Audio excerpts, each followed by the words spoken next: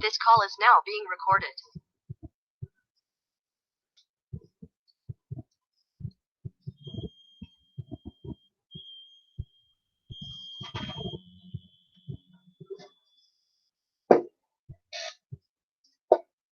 Bom, agora a gente está gravando. Vou começar aqui a aula hoje. Só recapitulando, né? A gente já viu, ao passado a gente iniciou Automats. Eu acho que coloquei o slide lá no Classroom. Começamos Automats, né? Já tínhamos visto toda aquela formalização de linguagens, conjuntos e tudo mais, que seriam úteis, né, para a gente formalizar as linguagens. E a gente foi para o segundo ponto, né? Como é que reconhece uma palavra dentro de uma linguagem, né? Usando autômatos, certo? Eu acho que eu não adicionei o Language Emulator, depois eu vou olhar lá no grupo, mas eu vou adicionar depois. Deixa eu ver como está aparecendo aqui.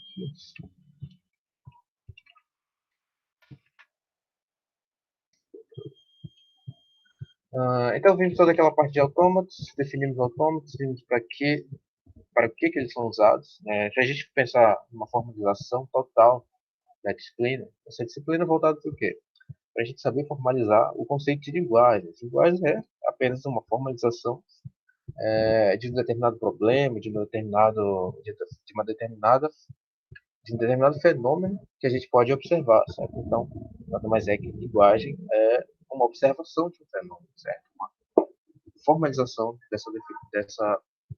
desse fenômeno. E vimos na aula passada como é que a gente formaliza, né, uma criação de linguagem, na aula retrasada. E na aula passada, né, a gente começou a falar de como reconhecer, né, como dado um conjunto de entradas, como saber se aquela palavra pertence ou não à linguagem. Né? E a partir disso é que a gente entrou aqui nos assuntos autônomos, que são máquinas que simplesmente reconhecem, né, validam uma palavra dentro da linguagem. Certo? Meios de a gente reconhecer uma palavra dentro de uma linguagem. E por que a gente faz isso? Porque simplesmente você tem situações, né, tem fenômenos que a gente observa que eventualmente a gente não tem todo o conjunto de palavras que pertencem àquela linguagem que a gente está trabalhando. Então, a gente tem uma linguagem que ela é formalizada, né, mas não sabemos com os elementos, né, com as palavras que compõem aquele conjunto, né, aquele conjunto de palavras da linguagem. Então existe, né, uma maneira da gente pegar um conjunto de entradas e dizer se elas pertencem ou não a uma linguagem. Certo?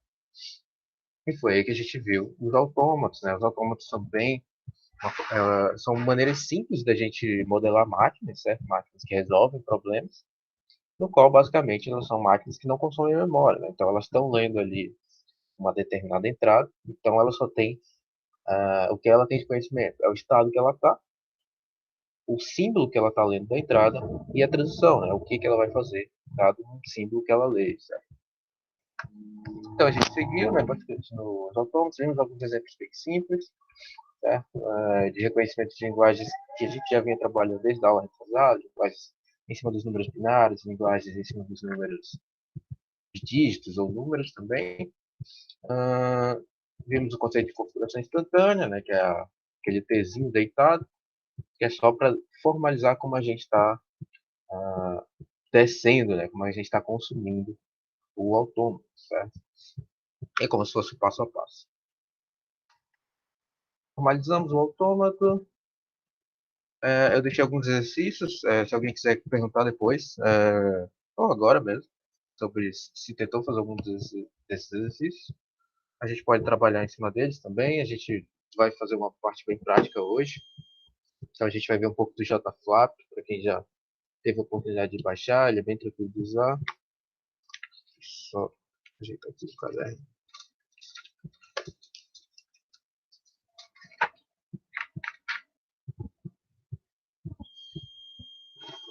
E hoje a gente vai para a parte 2, né? Continuando aqui os autômatos parte 2, certo? E a gente vai começar já com um exemplo, certo? A gente vai começar com um exemplo, né, que a gente vai chamar aqui de exemplo estendido, né?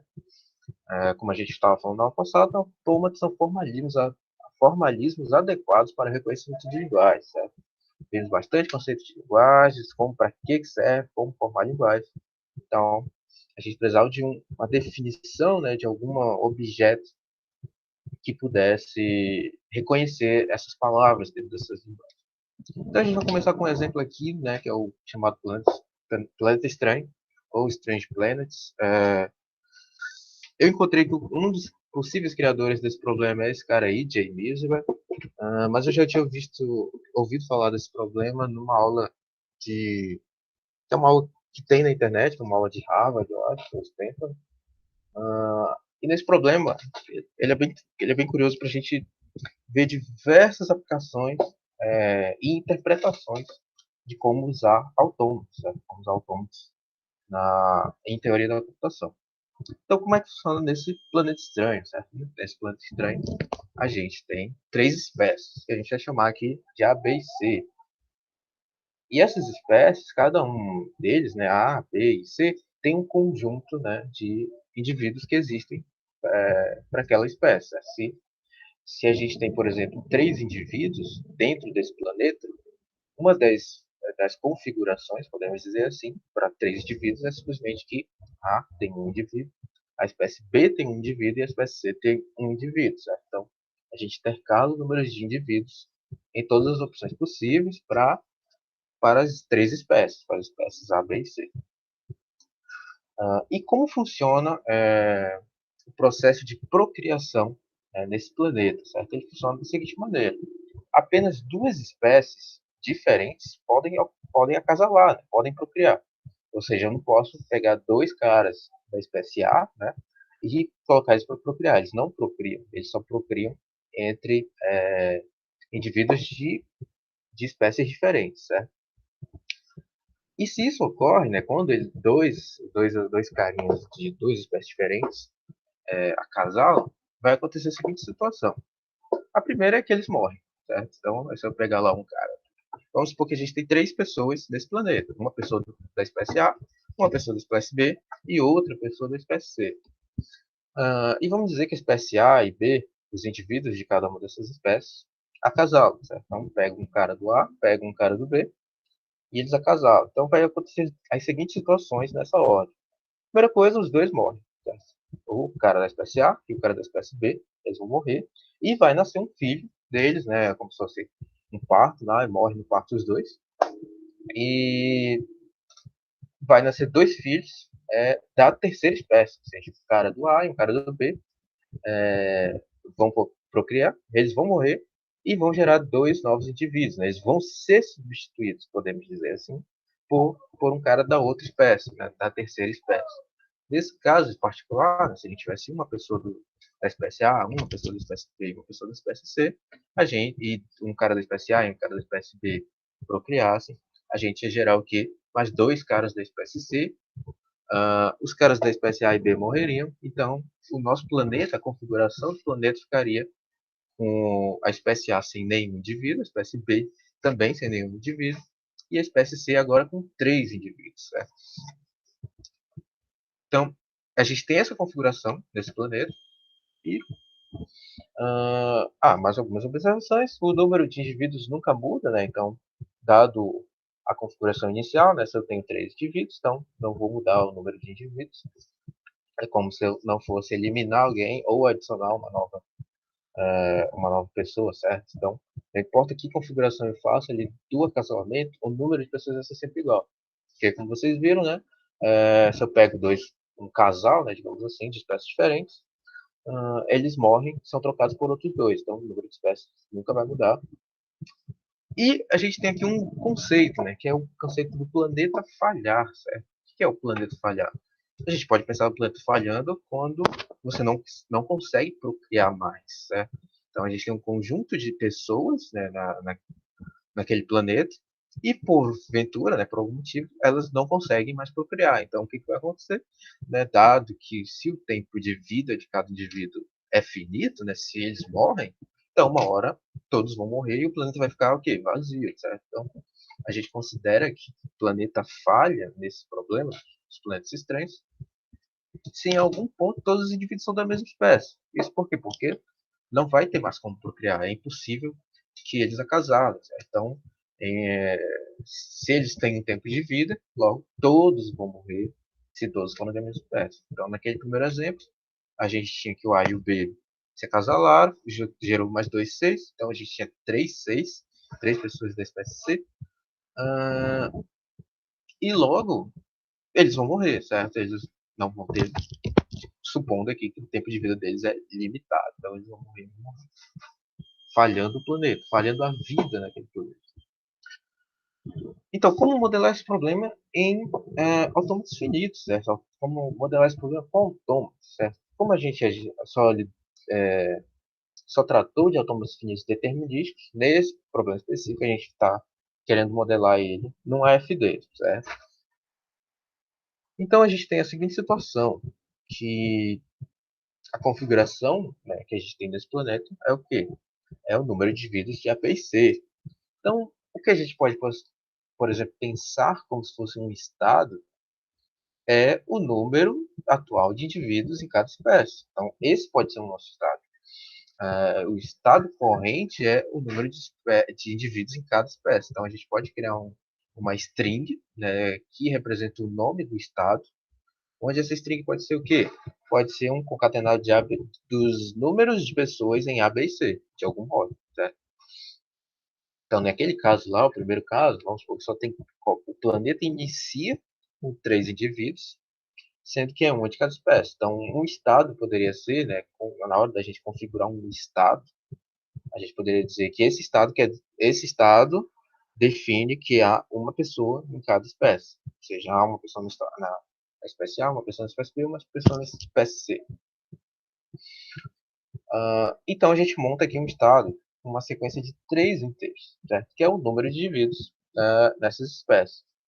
E o que seria a transição? Né? A transição a gente pode pensar que a mudança desse número de indivíduos, né? Ou seja, a transição para um outro estado e que esse outro estado é uma outra configuração do número de indivíduos, é simplesmente quem eles vão gerar, por exemplo.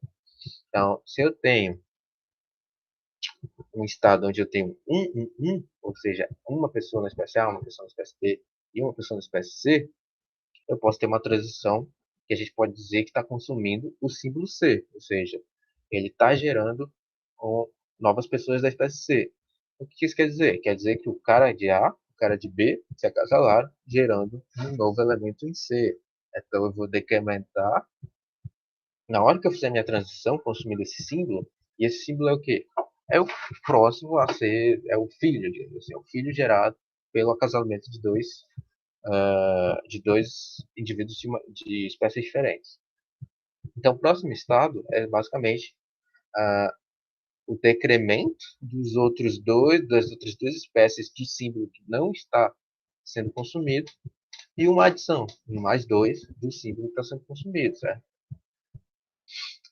E aqui a gente levanta algumas questões baseadas nesse contexto, certo? A gente, beleza, moldamos o estado, e os estados são o quê? O número de indivíduos nas espécies. Então a gente pode pensar em N estados possíveis, dado um número de indivíduos inicial, e essas regras de transições. E o que a gente pode pensar é, em que momento, né, em um dado estado, o planeta vai falhar, certo? Ele vai falhar, ou ele falhou já naquele estado. A gente pode pensar, por exemplo, no problema, no exemplo, quando só há um cara de cada espécie. Quando só há um cara de cada espécie, se eu chegar no 003, por exemplo, que é zero pessoas da espécie A, zero pessoas da espécie B, e três pessoas da espécie C, ali ele já falhou. Ele nem tem outra configuração, mesmo se ele fosse capaz, né, de consumir algum símbolo ali ele já falhou. Né? Ali é como se fosse um estado onde a gente até tinha visto lá no slide anterior sobre estado de lixo, por exemplo, que era um exemplo que a gente deu. Então, esse poderia, por exemplo, ser um estado de lixo, certo? Ele chegou ali e ali morreu, digamos, o planeta falhou, né? A gente pode interpretar esse estado como um estado de o planeta falhou, certo? E em um dado estado o planeta falhará, e a outra questão que a gente pode levantar é, em um dado estado é possível o planeta falhar se as espécies que acabarem acasalando forem mal escolhidas, certo? Nesse caso específico, que a gente estava vendo de uma pessoa de cada espécie, não importa que espécie eu acasale, certo? Eu posso acasalar A e B, A e C e B e C, certo? Tem três possibilidades de acasalamento, ou seja, tem três transições possíveis na hora de eu consumir a minha entrada. Mas não importa qual eu escolher. Qual eu escolher vai gerar três elementos, três indivíduos da outra espécie, da terceira espécie. Então, por exemplo, nesse caso, de todo, ele vai falhar, certo? Não importa qual configuração eu escolho. Mas isso é importante quando a gente está definindo outros cenários. Em cenários onde o meu número de indivíduos é diferente, por exemplo. Ou a minha configuração dos indivíduos no estado, lá na hora de montar o estado, ela é diferente. Então, se a gente fizer uma escolha ruim, será que a gente vai parar no estado onde ele vai morrer?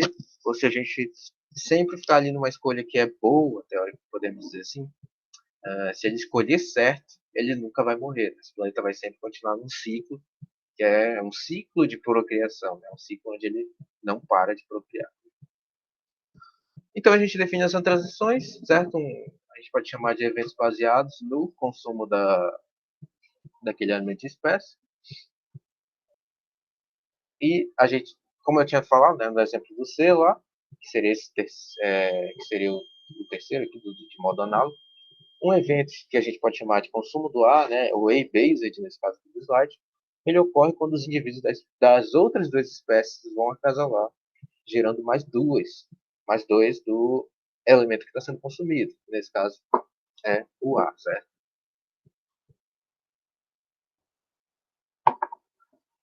E de modo análogo, a gente pode pensar na mesma coisa acontecendo para os carinhas da espécie B e para os carinhas da espécie C. E a gente vai representar isso pelo consumo desses símbolos, né? Pelo consumo de indivíduos de cada uma dessas espécies. Então a gente pega o primeiro caso, o caso mais básico possível. Ou seja, qual é o caso mais básico? A gente poderia pensar no caso onde só tem um cara de cada espécie, mas se a gente só tem um cara de cada espécie, a gente só vai ter um estado para cada espécie que tem pelo menos uma pessoa. Ou seja, a gente vai ter o 001, ou seja, só existe uma pessoa e ela é da espécie C, o 010 ou o 100, né, o 100, que é uma pessoa da espécie A. E eles são todos estados finais, são todos estados onde eles não vão acontecer nada, eles não conseguem procriar. Então a gente já começa com o caso base, e o nosso caso base é se alguém pode procriar. O nosso caso base começa no 2, ou seja, tem duas pessoas naquele planeta. E aqui a gente tem três configurações possíveis. E por que tem três configurações possíveis? Deixa eu pegar uma coisa aqui.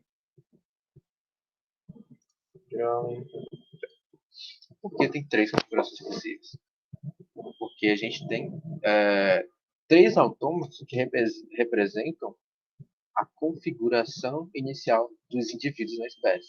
Ou seja, a gente tem um autômato, né, que é esse cara que eu marquei aqui, que ele basicamente diz o quê? O número de espécies naquele planeta, né, o número de indivíduos, ele está configurado como 0 pessoas na, na espécie A, uma pessoa na espécie B e uma pessoa na espécie C. Né? E se a gente fizer uma outra configuração, né, o 101, a gente tem esse outro autômato. E se a gente fizer outra configuração, a gente tem esse outro autômato. Então, o que a gente tem aqui? A gente tem três autômatos que representam as configurações iniciais. Certo? Não é um autômato só. Isso aqui não é um autômato só, onde não existem transições entre alguns pedaços. Isso aqui são três autômatos diferentes, certo? Não confundam. Um autômato poderia acontecer, certo? Não é proibitivo existir um autômato onde existe um autômato desconexo, né? Para quem já viu grafos, lá em grafos desconexos, vai lembrar que a gente pode ter um grafo partido, né? Ou seja, a partir de um nó a gente não consegue chegar em outro grupo. Então, isso pode acontecer sim em autômatos, mas não é o caso desse exemplo. Esse exemplo são três autômatos diferentes. Né? E o que a gente tem nesse exemplo é que não importa a configuração inicial, certo? Todos eles vão falhar, porque a única transição possível para cada um deles, nesse caso aqui a gente só tem 0, 1, ou seja, quem ele vai consumir? Ele vai consumir o A, porque o B e o C estão acasalando, então ele está gerando dois A's. e matando o B e o C. Então ele vai vir para cá e aqui ele não vai fazer mais nada, porque ele não consegue mais procriar.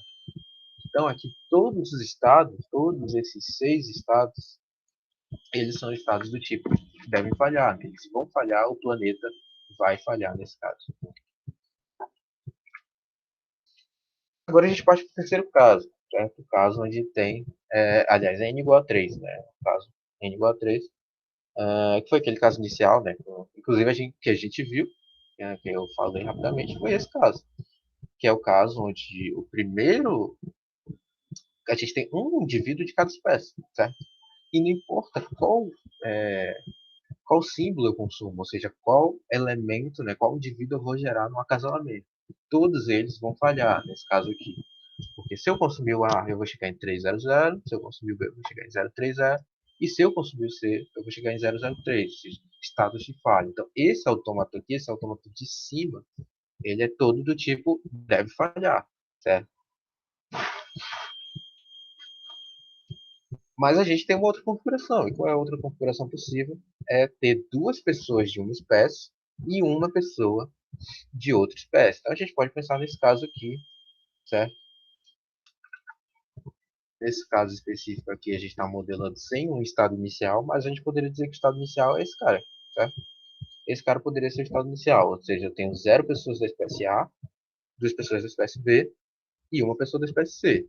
Modelando essa configuração de acasalamentos, a gente poderia ter que, se eu só tenho 2 pessoas da espécie B e uma pessoa da espécie C, só existe uma possibilidade de acasalamento, que é o consumo de A, ou seja, vou pegar um B e um C e gerar 2 As, ou seja, vou matar a única pessoa em C, né, digamos assim, matar uma das pessoas em B, ficando apenas uma, gerar 2 As, ou seja, vou ir para esse outro estado aqui, 2 no 0.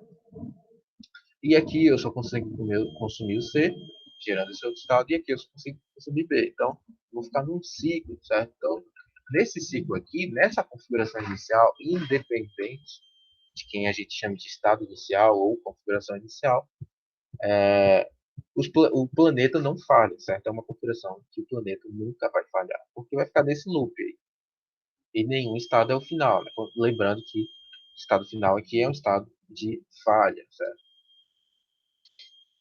E a mesma coisa vai ocorrer se a gente fizer duplo, né? Se a gente mudar essa configuração do 2 para algum dos outros elementos.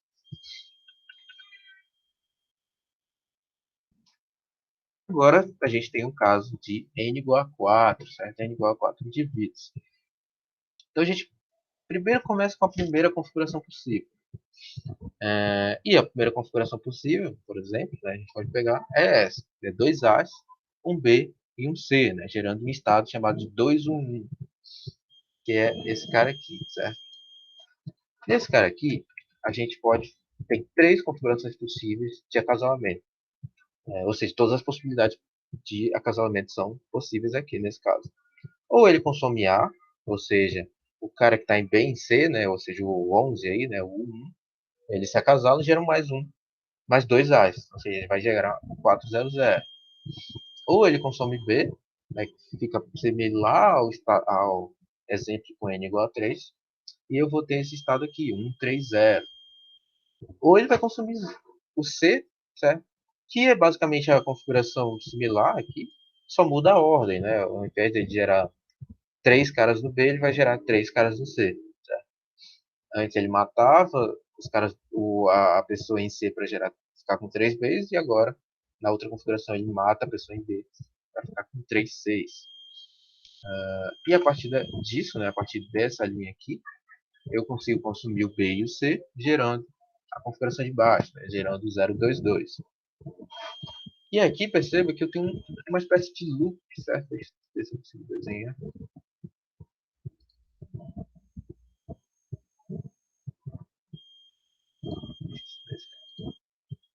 Perceba que eu tenho uma espécie de loop dentro desse cara aqui, certo? Se ele eventualmente ficar nessas escolhas, o planeta nunca morre, certo? Ele vai ficar ali sobrevivendo, lupando nessas 4 configurações, desses 4 estados. Eu vou ter 211, 103, 130, 022. Só que, eventualmente, se eu estou na configuração no estado de 211, é um estágio onde ele precisa escolher certo. Né? Porque se ele fizer uma escolha errada, ele vai para um estado onde ele vai falhar. Ou seja, o que a gente tem aqui? A gente tem aqui uma configuração onde ele pode falhar. Né? Ele pode viver para sempre o planeta, ele pode falar para sempre rodando, se ele nunca chegar no estado 211 e consumir o ar, certo? O ar.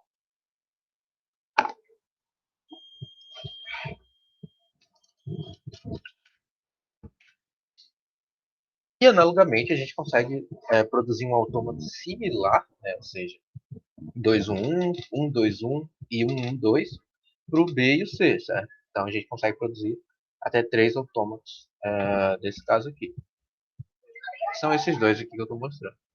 Perceba que ele é ligeiramente parecido, né? Muda só a ordem ali onde está o 3, onde está o 1 na configuração das espécies. E o que isso quer dizer? A gente percebe aqui, tirando a parte da interpretação de como funciona o planeta, né? Obviamente é uma conclusão que a gente pode tirar aqui, que no estado 4, né? A gente já viu do 3 e 1.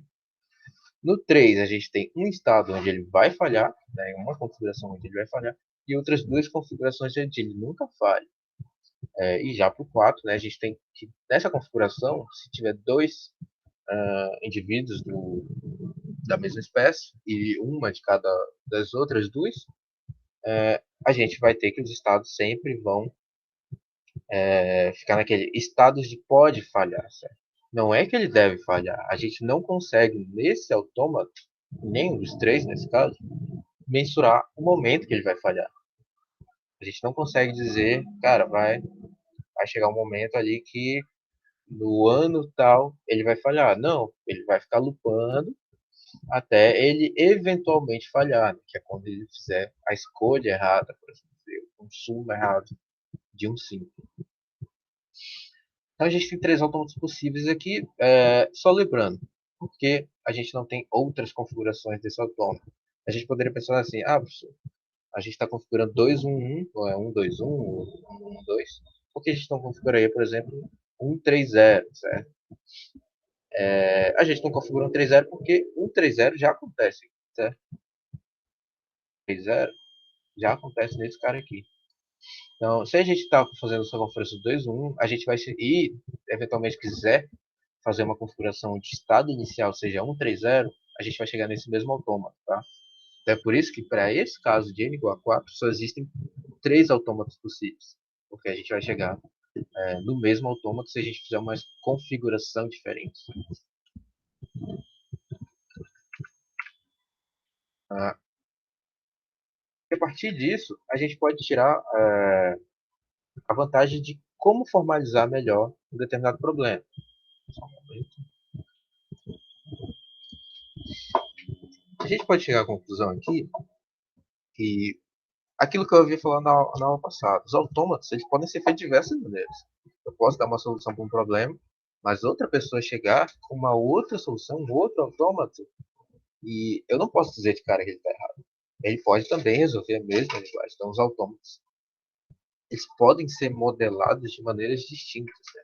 Desde os estados ou desde como você faz o conceito de transição e por aí vai. Num caso como esse, a gente percebe que os autômatos eles são basicamente similares. O que a gente está alterando aqui são a ordem da numeração, né, da configuração. Mas, se a gente pensar bem, a síntese, o conceito é o mesmo. O que a gente tem é o número de indivíduos alternando, certo? Então, a gente pode tirar vantagem do que a gente vai chamar aqui de simetria, certo? É quando a gente tem um determinado problema. A gente pode gerar múltiplos autômatos para aquele problema, dependendo da configuração dele, dependendo de como você modelou inicialmente os estados.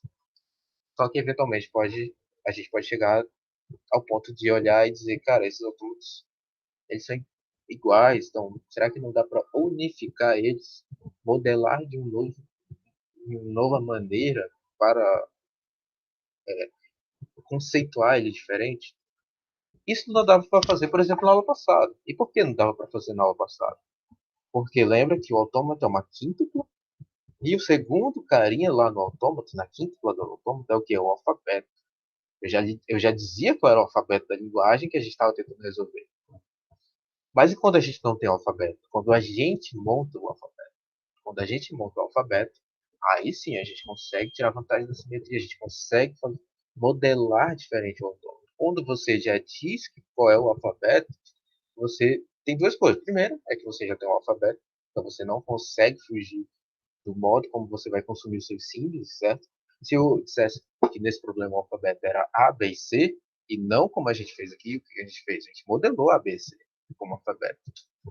Mas não, se eu dissesse que A, B, C era alfabeto, eu ia ter o quê? Que todas as transições iam consumir algum elemento do alfabeto, porque a gente lembra lá da função injetora, né, que é a função do produto cartesiano entre os estados com o alfabeto, gerando uma função injetora para um outro conjunto, que é o conjunto dos estados.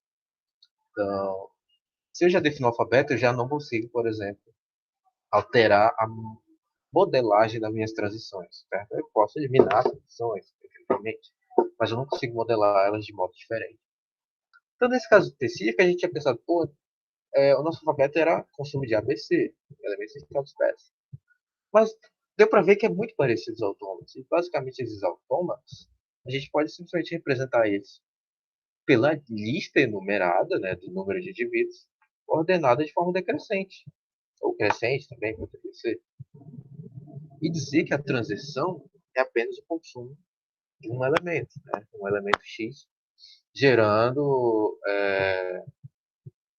por exemplo, se a gente está no crescente, se a gente está na ordem crescente, o consumo do X poderia ser o consumo dos dois elementos maiores, ou seja, vamos supor que minha ordem crescente é A, B e C. E o crescente é o quê? Eu teria 2, 1, 0. Eu não existiria 0, 1, 2 se fosse crescente. Seria 2, 1, 0. E vamos dizer que o meu consumo de X é pegar 2 e 1 para gerar o terceiro elemento. Certo? Então, a gente vai criar uma transição e a gente diz que nessa transição, o nosso alfabeto que a gente vai consumir é apenas um. O alfabeto é um X, agora a gente vai chamar de X. Desculpa, só um momento. E qual é a vantagem disso? Certo? A vantagem disso é que a gente vai ter só um autômato. A gente vai gerar agora um autômato para esse problema. Então a gente pega lá o caso 2, né? Certo? Vamos pegar primeiro o caso 2. A gente tinha visto que no caso 2, deixa eu voltar lá para o caso 2, a gente tem três configurações possíveis do autômato. Isso se o nosso alfabeto for ABC. Só que perceba que ele é só a troca, né? A troca do dois aqui é só estar trocado, independente de qual é a configuração inicial. Certo? Então a gente vai fazer agora, ordenar, né? No caso a gente está ordenando pelo decrescente, o estado inicial, por dizer assim, supondo que o conjunto de estados iniciais é esse, e se a gente está ordenando pela ordem decrescente, a gente teria que o estado inicial seria esse aqui, certo? Como se a gente generalizasse esse terceiro autômato para esse problema. A gente volta aqui nesse cara, certo? Então, lembrando que eu tinha lá falado, aqui só está de cabeça para baixo, tá? É o mesmo autômato do lado 2, do caso para n igual a 2, só que ele só está de cabeça para baixo. Então, eu peguei o meu 1, 1, 0, ou seja, lista ordenada decrescente, crio um consumo de uma transição X, ou seja, pego os dois maiores para gerar o terceiro. Ou seja, o que eu estou fazendo aqui? Eu estou pegando os dois maiores, o 1 e o 1, e gerando o quê? 0, 0, 2, certo? Só que por que eu estou indo para um estado 2, 0, 0? Porque a gente definiu que os estados são a configuração de indivíduos das espécies ordenado de modo decrescente, certo? Então, não é que ele gerou 200, é que gerou 002, só que o Estado ordenou, né? O Estado ordenou o número de indivíduos, por isso que a gente ficou 200. E perceba que esse autômato sozinho, ele representa basicamente o que acontece nos três autômatos possíveis lá daquela outra configuração, quando a gente tinha o alfabeto do A, B e C, né? Agora a gente tem o alfabeto do X, certo? A mesma coisa a gente chega no 3, certo? E lembrando, são dois autômatos diferentes, certo? Quando a gente volta lá no caso do 3, a gente tinha o quê? A gente tinha um autômato, onde o meu caso inicial era 1, 1, 1, e dois autômatos, que são basicamente a mesma coisa, onde a configuração é dois elementos de uma espécie e um de uma outra espécie e zero da terceira espécie. Então, esse cara de baixo, os dois autômatos de baixo, é como se a gente tivesse convertido em um só. E como a gente tinha visto, né, eles são estados onde nunca falha, né, eles não falham. Então, eles são o quê? Eles são um loop. E eles loopam em quê? 2, 1, 0. Certo? Sempre vai ter o quê? Dois caras de uma espécie, independente de qual é essa espécie, um cara de outra espécie e zero pessoas, né, da última espécie, certo? Então ele vai ficar lupando nele mesmo. Como a gente vê aqui, certo? Dois caras de uma espécie, um cara da segunda espécie, zero cara da terceira espécie, eles vão gerar o quê? Vai matar dois, vai matar um de cada, ou seja, vai ficar 1, 0, 0, para gerar dois da terceira. 1, 0, 2, que se ordenar é a mesma coisa. 2, 1, 0. Então ele vai ficar lupando aqui. E o último autômato, né, o objetivo titular, que era aquele de cima, certo? Que era o 1, que tinha três transições possíveis para A, B e C, agora ele só tem uma transição, que é o X, e onde ele vai gerar 300, ou seja, três caras da outra espécie, independente de quem seja a espécie, certo? Aqui não importa qual é a espécie, no estado, certo? No estado não importa. Nesse caso a gente vai falhar, e nesse caso ele nunca vai falhar. E é mesmo que a gente viu para o 4, certo? Ele está levemente modificado. Por quê? Porque a gente tinha visto que naquele pedaço aqui, a gente tinha o quê? Se ele consumisse, nesse caso aqui, vamos supor que é duas pessoas da espécie A, uma pessoa da espécie B e uma pessoa da espécie C. Se ele consumir a espécie A, ele vai para 400. Certo? Se ele consumir B, ou seja, ele vai matar o cara que está em B, aliás, ele vai gerar dois caras do B, ou seja, vai ficar com 3 e vai matar um de cada, dos outros dois. Então vai ficar 130, certo? Vai ficar com 130 se ele consumisse o B. E se ele consumisse o C, ele ficaria com. Vai gerar dois caras da espécie C, gerando um 3 no final. Mata um cara da espécie A, um cara da espécie B, 103, né? Como a gente tinha visto lá naquele outro ponto. Por isso que ficam só um só, né? Não fica dois igual como a gente tinha visto aqui. Porque basicamente isso aqui, se a gente desconsiderar a ordem das espécies na construção do Estado, é a mesma coisa. É o que? 301 ou 310, certo? 310. Como a gente vê aqui, 310. E a gente tem lá, novamente, né, um estado onde ele pode falhar, certo? Mesmo como a gente viu lá nos três autômatos, aqui ele continua, ele mantém a propriedade. A gente formulou o problema sob uma outra óptica, ou seja, a gente alterou a definição dos estados, mudou o alfabeto, mas a essência é a mesma, certo? O resultado não muda. A gente tirou só um autômato menor, mas com o mesmo estado. Ele pode ainda falhar. Ou ele vai falhar, ou ele não vai falhar, que é o caso desse aqui, não vai falhar, ou vai falhar, são os casos desses dois. Mas percebe que agora a gente tem uma coisa nova, certo? Nota que aqui, por caso do n igual a 4, né, que é esse cara que está marcado, a gente tem um não determinismo. O 211, se ele consumir um determinado x, ele vai para 400, e para outro x ele vai para 310. Ou seja, para o mesmo consumo de símbolo, ele agora tem duas opções diferentes. É como se fosse um oráculo. Né? Se ele fosse um oráculo inteligente, o que, que ele faria? Ele nunca mataria o planeta, ele sempre ficaria aqui, se ele fosse um oráculo inteligente. Mas se ele é random, se ele está lá jogando só a moeda para cima e vendo o que, que dá, ele eventualmente vai para cá. Então, ele chegaria no estado que ele vai morrer, né? Que o planeta vai falhar, que é o 400. Então, não determinismo é isso, é o conceito de não determinismo que a gente vai ver ainda nessa aula, certo? Que é basicamente quando uma mesma transição, né, o mesmo consumo de símbolo, leva para estados diferentes. E aí a gente pode, inclusive, prolongar esse problema, certo? E se n fosse igual a 5, certo? E aqui mantendo aquela propriedade. Os estados são a lista decrescente, né, a ordem decrescente dos elementos, e as transições sempre consumindo x. Né? Não está marcado x aqui, mas considere que é o mesmo autômato, né? A mesma configuração de autômato. Se eu não tivesse essa nova configuração, provavelmente eu ia ter o quê? Talvez 5 autômatos. Provavelmente eu acho que seriam uns 3 ou 4 autômatos.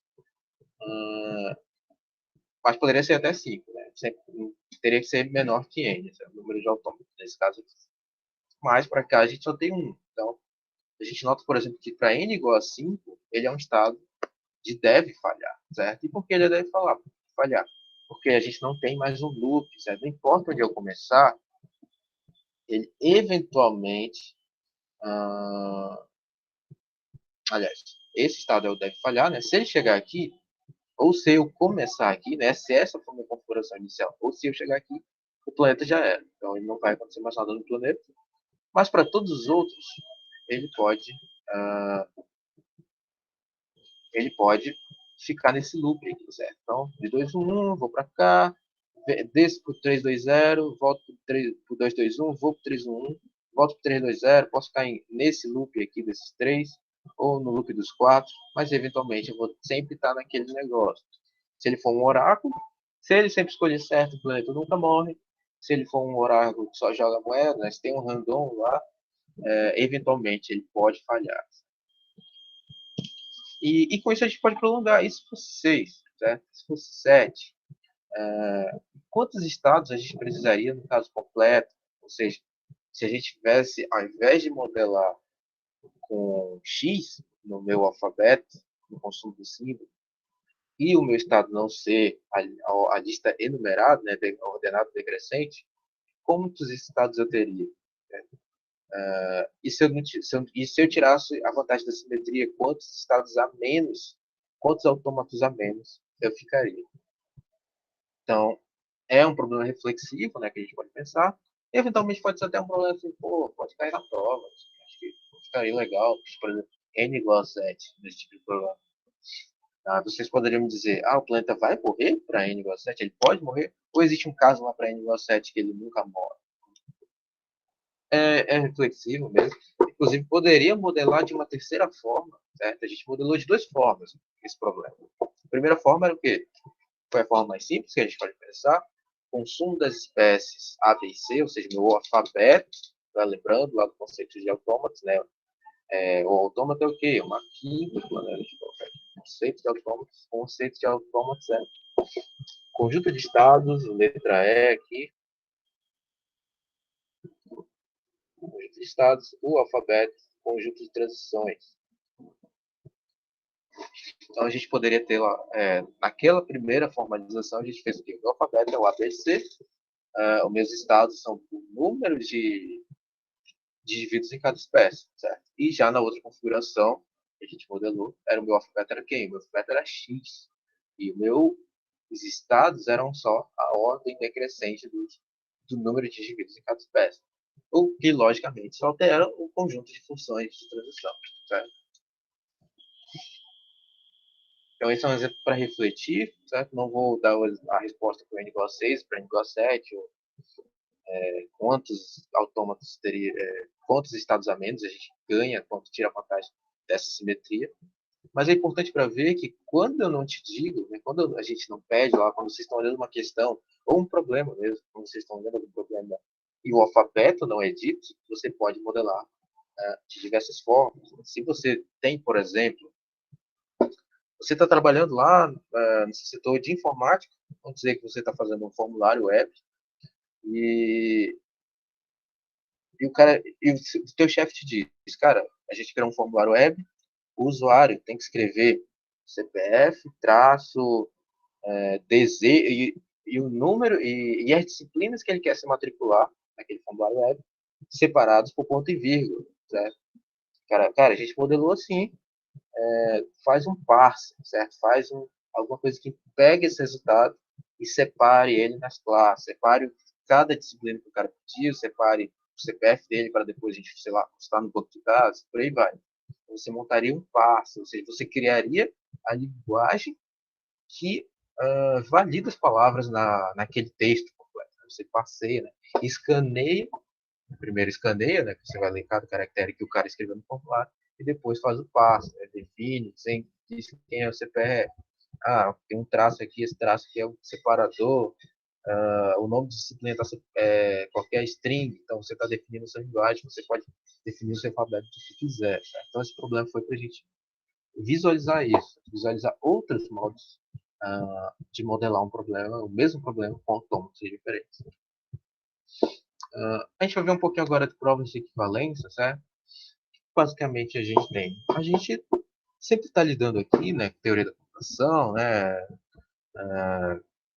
com duas situações. Uma situação é a gente tem uma linguagem que ela é moldada, ela é formalizada, é definida, e um autômato, né, seja ele autômato finito determinístico, ou os outros autômatos, ou máquinas de Turing.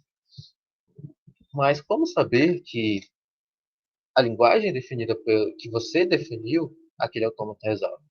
Certo? Como você prova que os dois, digamos, são iguais, certo? Os dois resolvem, que um valida a linguagem, né? Ou seja, o autômato valida a linguagem, e que a linguagem ela é construída por aquele autômato, certo? Como você faz isso? Então, frequentemente, a gente pode eventualmente precisar, né? Frequentemente, a gente pode precisar provar, né, que a descrição de dois conjuntos são iguais, certo? Lembrando que linguagem é o conjunto das palavras geradas, autômato é o conjunto das palavras que ele consegue validar. Se chegar no estado final, a palavra é aceita, e ela aceita por quê? Aceita para a linguagem, ou seja, é o conjunto de palavras que eu consigo validar. Então a gente pode considerar esse seguinte exemplo, né? O seguinte exemplo do conjunto que a gente vai chamar que é a linguagem deste FD, certo? Você tem uma FD aleatória lá que alguém desenha para ti, e diz, cara, eu tenho esse FD, e eu tenho uma outra linguagem aqui que é definida pelos strings de números binários sem uns consecutivos, né? Ou seja, onde não aparece né? Por aí vai. Então, como você provaria que aquela linguagem, né, o conjunto daquela linguagem, todas as palavras naquela linguagem são realmente aceitas, são validadas naquele autônomo, certo? Pô, é mais simples. Lembrando lá da aula de provas, acho que é a aula 2, slide 2, a gente pode pensar, por exemplo, na prova direta, certo? Fazer uma conjectura até chegar numa prova direta. E a conjectura é que é o restam os elementos, o FD reconhece, valida esses elementos e eles fazem parte da linguagem, então ele provavelmente resolve a linguagem, né? Até você achar uma contraprova, né? Até você achar um elemento, né, que o AFD valida e de repente ele não faz parte da linguagem, então você não prova que ele é aceito ou não. Parece que provou, mas não há aquela certeza. Certo? Então a gente vai considerar esse exemplo aqui na prova de equivalência. Então, para provar a equivalência, a gente tem que provar o quê? Que S é igual a T, né? Os conjuntos das palavras geradas numa linguagem com os conjuntos das palavras validadas pelo autônomo, certo? Então, para a gente provar isso, né, se a gente for lembrar lá das aulas de equivalência, para provar que dois conjuntos são iguais, a gente tem que provar que um conjunto ele é um subconjunto do outro e vice-versa. Então, se os dois acontecem simultaneamente, então é porque os conjuntos são iguais, certo? E a gente vai considerar esse exemplo, né? S a gente vai chamar de conjunto S, a linguagem do FD, e T, strings de números binários sem uns consecutivos. Então a gente pode provar pelas duas vias, certo? Então a primeira coisa que a gente vai provar é que o S está contido no T, né? Sendo que o meu S era a linguagem do FD, ela é um subconjunto, né? Ou ela é um subconjunto ou igual ao T, que é string de 0 e 1, sem números consecutivos. Então para provar isso aqui, a gente tem que dizer que uma palavra W ela é aceita pelo FD. Então se ela é aceita pelo FD, então ela não tem números consecutivos, certo? Então a gente pode provar por indução o tamanho de W, né? Eu até coloquei uma takezinha aqui, né? Uma dica, que é a gente expandir a hipótese indutiva para a gente ficar com mais detalhes na hora de modelar isso aqui. Então qual é a nossa hipótese indutiva? A nossa hipótese indutiva parte de dois pontos. Primeiro, aliás, três pontos. Primeiro é que a gente tem uma palavra W, certo? Essa é a palavra de entrada. E a nossa hipótese diz que essa palavra não tem uns consecutivos. Isso por quê? Porque ela tem que ser um subconjunto ou igual ao T, né? Ou seja, a linguagem sem uns consecutivos. Então, a gente supõe que W é a palavra que a gente vai jogar lá no nosso autômato. e ela não tem uns consecutivos. E a gente vai definir duas transições, certo? Uma transição de A consumindo W, que chega em A, ou seja, se isso acontece, então a gente tem W, não tem uns consecutivos e não tem nenhum. Isso por quê? Porque a gente facilmente vê que se a gente tem uma transição que começa em A e consome W, e ela vai terminar em A, é porque ela só consumiu zero, certo? A gente não tem, digamos, uma transição comum que continua em A. E a segunda hipótese se a gente tem uma transição no estado A que consome W, então a gente vai chegar no estado B, né? Então, o que a gente vai ter aqui é que se isso acontece, então a gente tem que W não tem uns consecutivos e não tem nem um único um. Ou seja, para ele chegar aqui, ele tem que acontecer o quê? Ele tem que terminar em um, né? Porque se ele terminar em um, ele vai chegar no B, obviamente.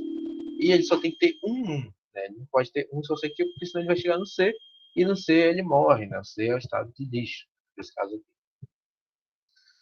E a gente pode ir validando a partir do caso base. Qual é o nosso caso base? É a palavra lambda, ou seja, ele não vai consumir nada. E a gente tem que é válido porque a transição de A consumindo lambda não é B, ou seja, ele vai ficar em A, ou seja, W não tem os consecutivos e não tem nenhum. Ele iguala a nossa hipótese indutiva. E a partir daí a gente vai para o passo indutivo. Então a gente vai fazer o quê? A gente vai assumir que a nossa hipótese indutiva ela é verdade. Primeira coisa. A gente vai assumir que a transição de A consumindo W vai ser A se ele não tiver uns, e a transição do estado A consumindo W vai ser B se ele tiver apenas um único um. A gente vai assumir que isso é verdade. E a gente assume que agora, né, a nossa string, né, o nosso W, a nossa palavra, ela tem tamanho, ela não é zero. Não é zero. Como o W não é a palavra vazia, a gente pode escrever W como XA, certo? Dois strings concatenados, onde A é o último símbolo e X é a substring anterior, certo? É o prefixo concatenado com a última letra. E assumindo que a hipótese pro indutivo para o X é verdadeira, ou seja, é como se a gente estivesse fazendo o que a gente fez na hipótese indutiva. A gente está assumindo que o caso de W é verdadeiro. Então, se ele é verdadeiro, para o X também é, porque é como se fosse o X fosse o novo W aqui. Certo? Então, a gente só teria que provar no 1 e o 2 que o W é igual a XA. Então, a gente prova primeiro para o primeiro caso, que é o caso da minha hipótese indutiva do primeiro é esse aqui, certo?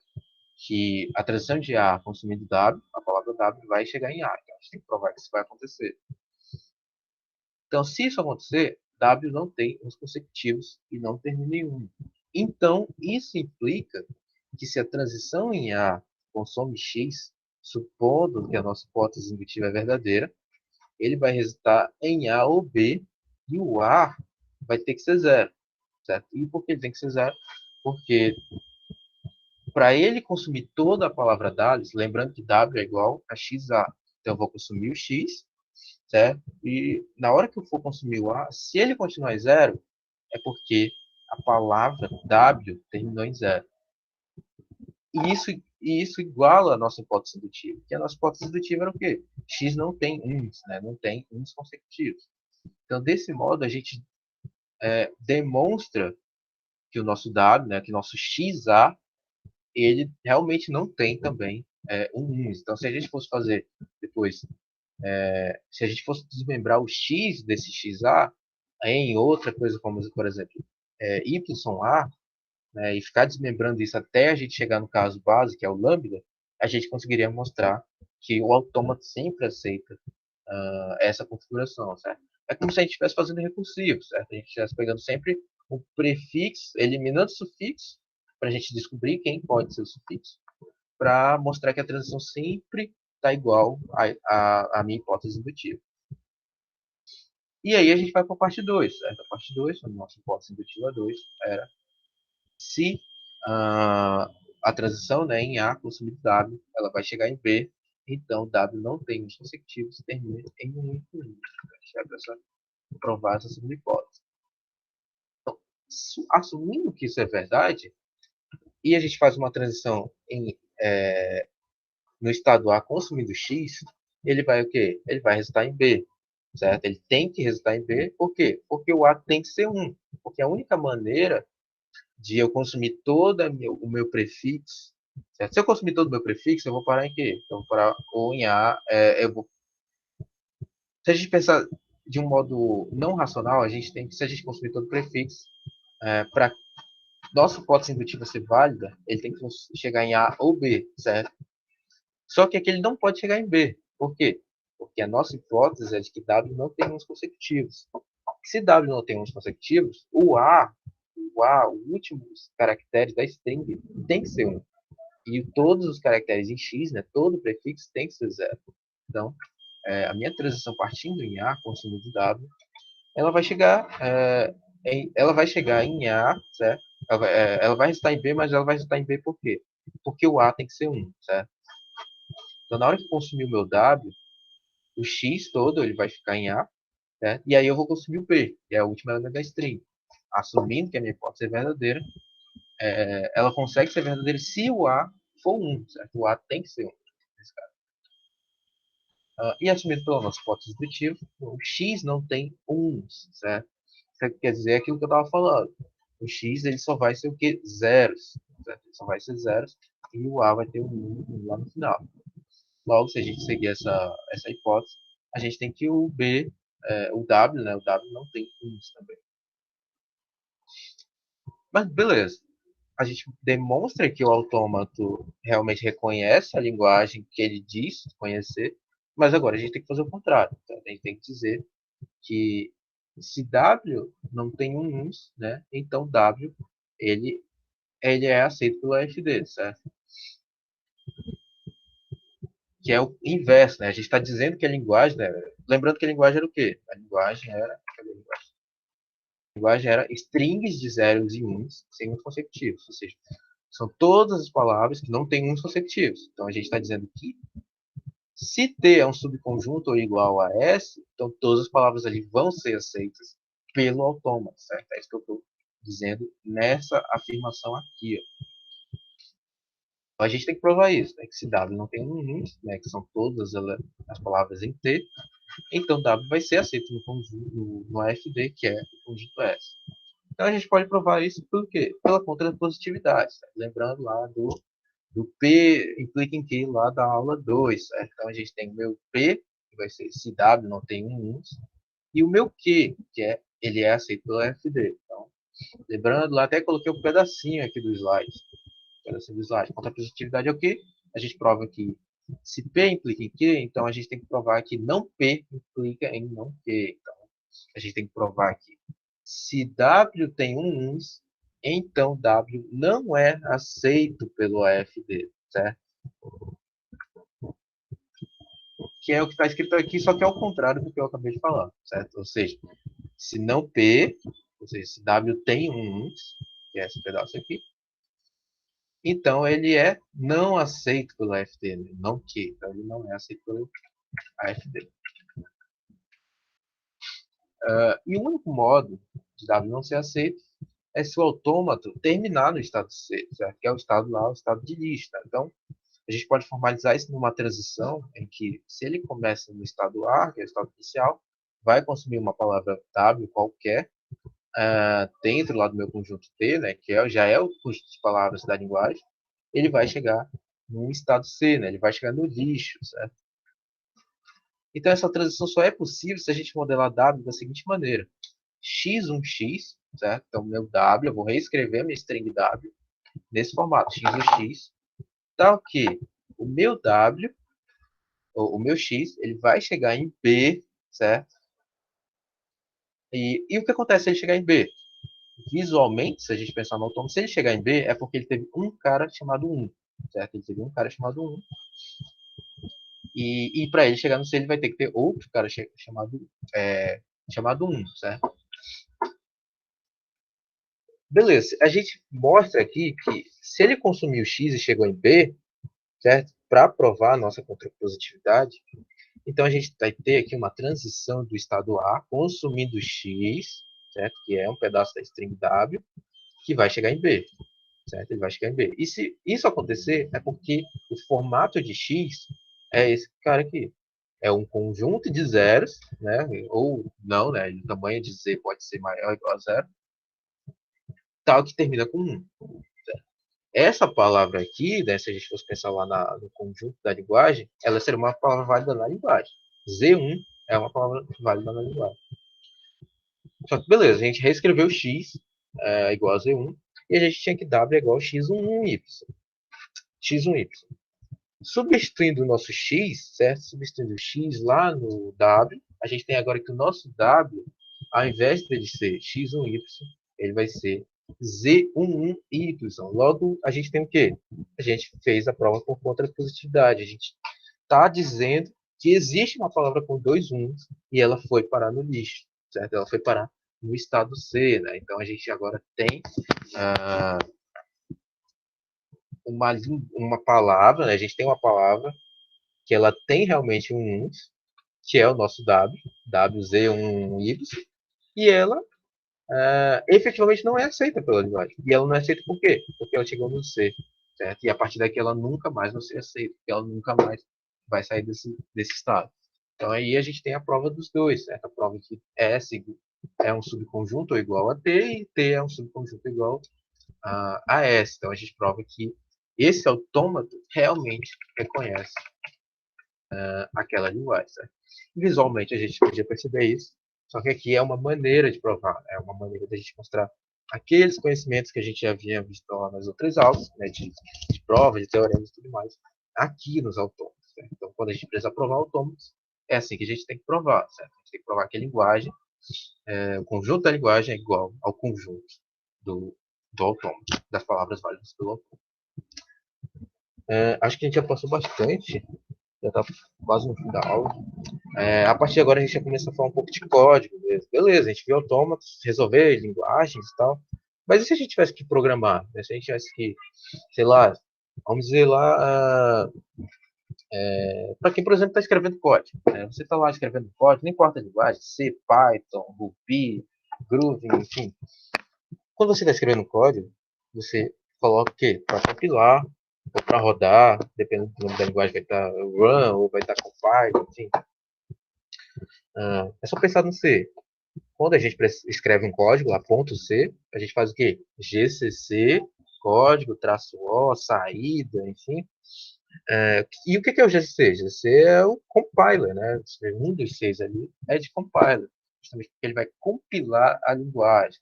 Ou seja, ele vai reconhecer que cada palavra que você escreve naquela linguagem, ela é válida. Ela é válida dentro dos padrões daquela linguagem. Então, a gente viu os autômatos, certo? Só que agora a gente precisa validar esses autômatos na programação, certo? Porque nas máquinas, as máquinas vão ler as palavras e você tem que dizer se elas são válidas ou não. Ela não está vendo o autômato. O autômato tem que estar programado. Ela não modela, a gente modela assim no desenho, né, no JFlap e tal, igual aqui no slide. Mas a máquina não. A máquina é código. Você tem que escrever um código na máquina para ela saber como o autômato tem que funcionar. Então você tem que implementar o autômato. Então a gente vai começar agora a partir de implementar um pouco de autômato, ver como é que implementa autômatos. Vocês já podem ir brincando de autômatos lá no JFlap, né? O JFlap não é implementação de autômatos, ele é modelagem mesmo de autômatos, mas ele faz os testes tudinho, ele lida com todos os autômatos que a gente vai ver ao longo da disciplina. Então vocês já podem ir brincando principalmente no que? Nesses exercícios da última aula. Certo? Não são exercícios obrigatórios, mas vocês podem ir lá implementando. Vocês podem, por exemplo, eu falei dos planetas estranhos, tenta lá implementar o n igual a 6 do planetas estranhos. Tenta implementar lá no JFlap, ver se é difícil, ver se é fácil. Vai cair na prova, né? Então você já está preparado.